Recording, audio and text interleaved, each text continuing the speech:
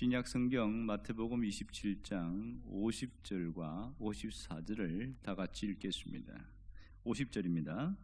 예수께서 다시 크게 소리 지르시고 영혼이 떠나시니라. 54절. 백부장과 및 함께 예수를 지키던 자들이 지진과 그 일어난 일들을 보고 심히 두려워하여 이르되 이는 진실로 하나님의 아들이었도다 하더라. 아멘.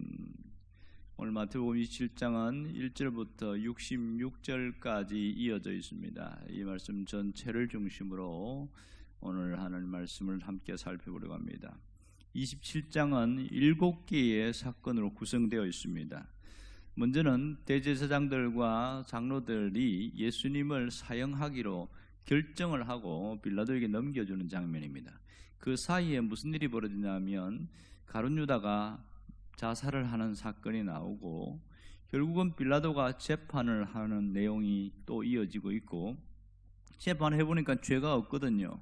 그런데도 이 종교 지도자들의 그 강압에 못 이겨서 할 수 없이 사형 언도를 내리고 결국은 예수님은 로마 군인들에게 잡혀가서 채찍질 당하면서 굉장한 고통을 당하고 마지막에 십자가를 지고 골고다 산까지 올라갑니다.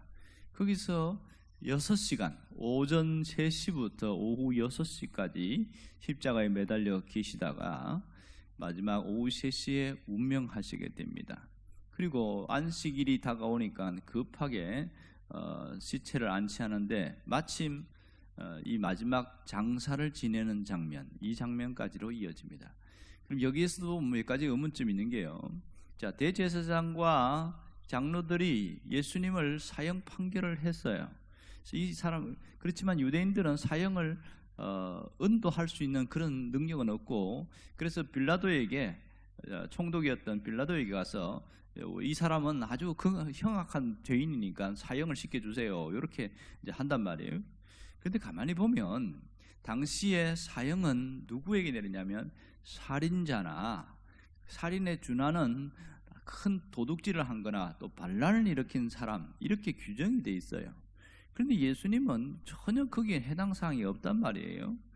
그런데도 뭔가 자기들 견해와 맞지 않고 미움의 대상이라고 해서 사형을 한다는 것은 이건 이해할 수 없는 그런 부분입니다. 그런데 어떻게 예수님의 사형을 받게 되었을까? 이것은 당시 이 제사장들과 종교 지도자들이 도저히 예수님을 용납할 수가 없는 거예요. 그러니까 인간으로 오신 그분에 대해서 받아들일 수가 없습니다. 어떤 분은 그렇게 이야기해요. 만일 예수님이 구원하기 위해서 메시아로 오시는데 천사로 왔으면 100% 받아들였을 거랍니다. 그러나 초라한 인간, 우리와 똑같은 인간의 모습을 보니까 그것을 이해할 수가 없다는 거예요. 또 하나는 그 속에 눈에 보이지 않는 배후 세력이 있는데 바로 사탄이라는 겁니다. 사탄이 이 종교 지도자들 속에 들어가서 충동질하고 미움과 적개심을 불어넣어서 이 모양이 되게 만들었다, 이것을 보게 되어집니다.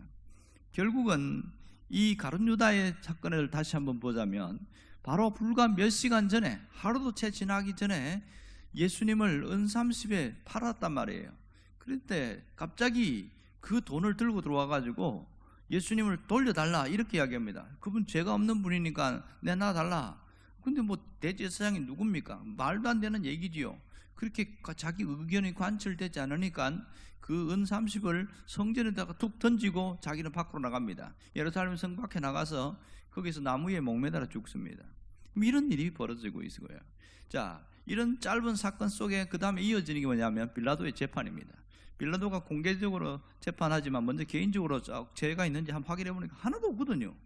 종교적인 그 외에는 아무것도 없는데, 그래서 이 사람은 도저히 죄가 없어서 그냥 석방하려고 한다. 아이고, 이랬더니 얼마나 밀란이 일어나고 난리가 나는 거죠, 이게.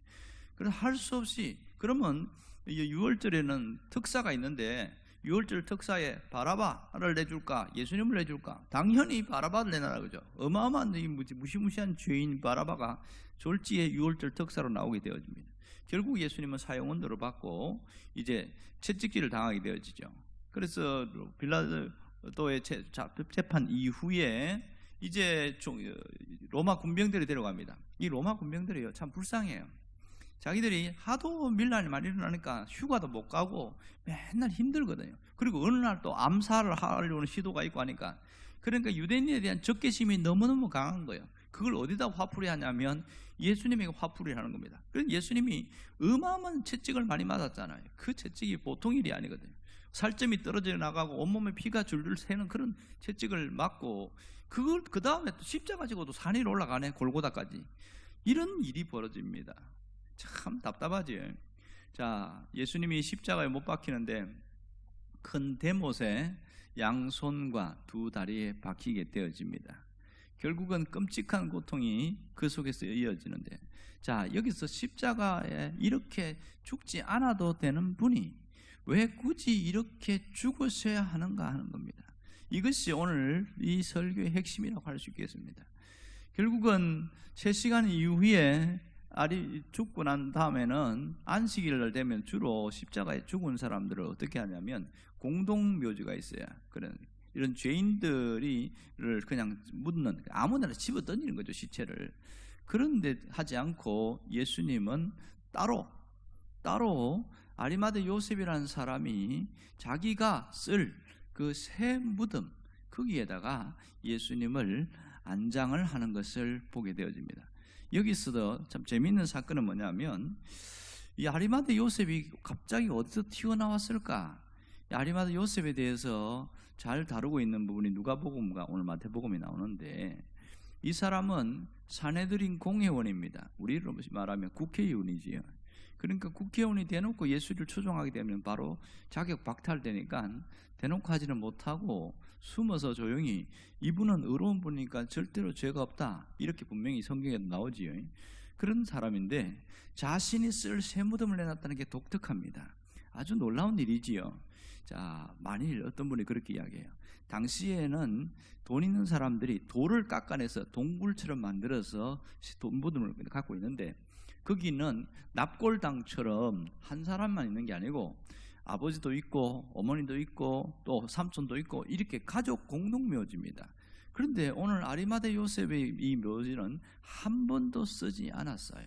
어떤 분이 그러더만요, 만일 다른 분이 거기에 안치되어 있는데 거기에 또 그 옆에 예수님이 그 무덤에 이렇게 안장되었다면 마지막 부활했을 때 누가 부활했는지 구별이 안 될 거다, 뭐 이런 얘기도 합니다. 참 재미있는 사건이죠. 이 아리마대 요셉이 누구냐? 그는 숨겨진 제자였고 마지막에 주님을 위해서 쓰임받는 제자였다는 사실을 우리가 잘 알 수가 있겠지요. 자, 오늘 이 사건은 금요일 날 하루 동안에 이어진 일입니다. 목요일 날 저녁에 겟세마네 동산에서 기도하다가 잡혀가시잖아요. 그리고 대제사장 뜰에서 가야바에게서 신문을 당하고, 그때 이미 산헤드린 공회 국회의원들을 소집한 거지요. 그리고 나서 새벽에, 이 깜깜한 새벽에 예수님을 그들이 불법 재판을 한 다음에 세상의 날이 채 밝기도 전에 예수님을 끌고 총독 빌라도에게 데리고 간 겁니다. 그러니까 아침 이른 새벽에 재판을 받게 되어진 거죠. 그리고 나서 십자가를 지고 골고다 올라가는 시간이 오전이에요. 아침 시간이에요. 그러니까 오전 9시에 십자가 못 박혔으니까 얼마나 빠르게 돌아가고 있습니까? 그럼 오늘 27장의 사건은 금요일 날 하루 동안에 이뤄진 일이다, 이렇게 볼 수 있습니다. 이 하루 동안에 있어진 사건이 기승전결로 그렇게 연결되는데, 그 중심의 가장 클라이막스가 뭐냐면 십자가를 지시고 죽으시는 장면이라고 할 수 있습니다. 그러면 여기서 우리가 예수님의 십자가가 의미하는 것이 무엇인지를 깨닫는 게 대단히 중요합니다. 예수님의 십자가는 뭐냐?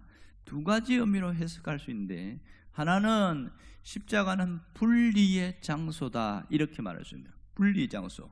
그러니까 영과 육이 나눠지고 죄와 구원이 구분되어지고, 십자가를 중심으로 천국과 지옥이 분리되어집니다. 또 하나는 십자가는 교환의 장소다, 이렇게 말할 수가 있습니다. 십자가는 인생이 바뀌고 운명이 바뀌고 영원히 교환되는 이런 장소라는 겁니다. 십자가의 현장에서 교환이 일어나는데 어떤 교환이냐면 죄 없으신 예수님이 죄인의 자리로 가잖아요. 그러면 죄 있는 우리는 의인의 자리로 가는 거예요. 그 자리에서 교환이 이루어지는 겁니다. 이런 놀라운 일인 것입니다. 죄로 더럽히진 추한 옷을 입은 우리가 십자가 현장에서 그 추한 옷을 대신 예수님이 입으시고 우리에게는 세마포 옷을 주시는 장소가 바로 십자가입니다. 그래서 이 십자가는 즐거운 교환이 일어나는 장소다 이렇게 말합니다. 놀라운 것은 우리의 죄가 예수님의 죄가 되고 그 십자가 현장에서 말이에요. 그리고 예수님의 의는 우리의 의가 되어진다 이렇게 이야기를 합니다. 그러므로 하나님은 지금도 이 십자가를 중심으로 교환을 하신다는 것을 놓치지 말아야 됩니다. 우리가 갖고 있는 죄와 모든 악의 쓰레기들을 십자가 앞에 갖고 나가면 그것을 다 불태워버리고 깨끗하게 속아가시고 우리를 새롭게 해결해 주신다는 겁니다. 모든 문제를 가지고 십자가에 나아가면 주님은 그것을 바꾸어서 문제 해결이라는 것으로 복으로 우리에게 주신다는 겁니다. 죄인인 사람이 십자가에 가게 되어질 때에 그 속에서 반대로 빠져서 의인으로 돌아오게 되어지는 것, 이것이 십자가의 현장입니다. 가치 없는 존재가 십자가에서 소중한 존재로 바뀌어지고 상처받고 찢기고 마음 상한 그 사람들의 그 갈라진 마음이 십자가 앞에서 치유가 되고 회복이 되어져서 온전한 인격, 바른 마음으로 달라지게 되더라. 이걸 우리가 알아야 됩니다. 오늘 우리가 이 예수님의 사건을 통해서 십자가가 무엇인지하는 것을 깨달았습니다. 오늘 우리가 해야 될 것은 딱 한 가지입니다. 우리의 모든 짐을 십자가 아래에 내려놓는 일입니다. 모든 짐을, 이제는 내가 가진 모든 짐을 갖고 십자가 아래에 내려놓는 겁니다. 내가 문제를 가지고 기도하는 것과 십자가에 내려놓는 것은 무슨 차이가 있느냐? 그것은 결과적으로 차이가 있습니다. 문제를 안고 기도하는 것은 걱정과 근심이 가득하고 이거 해결 안 되면 큰일인데 이런 많은 마음을 가지고 기도하고 그냥 일어서서 가요. 가다 보면 또 생각나는 거야. 야, 이거 큰일 났는데 이것도 해결 빨리 해야 되는데 계속 문제에 휩싸여 있는 거, 이건 그냥 기도하다가 가는 일반적인 모습이고, 십자가에 내려놓는다는 것은 그 모든 것을 똑같아요. 앞에는 똑같이 하나님, 내가 이 문제 때문에 해결이 돼야 됩니다, 도와주세요, 그렇게 했어요. 십자가에 내려놓는다는 건 뭐냐면 딱 문을 열고 나갈 때 고민 안 하는 겁니다. 고민이 찾아와요, 밀려와요. 하나님 알아서 해주세요. 이게 십자가에 내려놓는 사람의 특징입니다. 그러므로 내 문제를 십자가에 내려놓는 사람은 두려움과 걱정과 고민 속에 빠지지 않고 이제는 주님 앞에 맡김으로써 마음의 평안을 얻어요. 하나님이 하실 걸 믿기 때문에 내가 두 다리 뻗고 잠을 잔단 말이에요. 이게 십자가의 문제를 내려놓는 사람의 특징입니다. 여러분들이 오늘 갖고 있는 이 문제를 십자가에 다 내려놓을 수 있기를 주의 이름으로 축원합니다. 기도하겠습니다. 우리의 모든 문제를 아시는 주께서 오늘 예수님이 당하신 그 모든 십자가의 문제를 갖고 오면 해결하신다는 것을 믿습니다. 사랑하는 모든 성도들이 모든 짐을 십자가에 내려놓고 자유함을 얻게 하여 주옵소서. 예수님의 이름으로 기도합니다. 아멘.